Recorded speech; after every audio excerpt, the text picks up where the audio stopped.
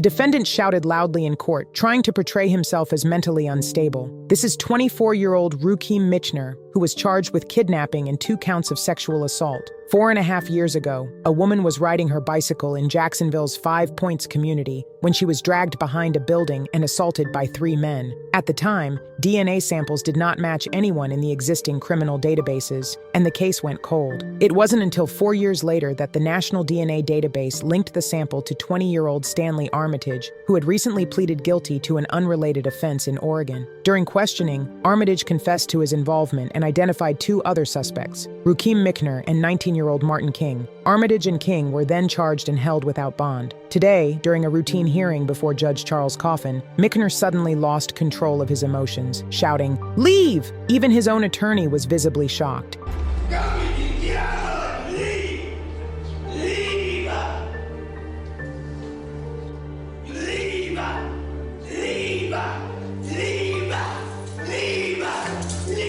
Michner then loudly yelled at the deputies and had to be forcibly removed from the courtroom and placed in a holding cell.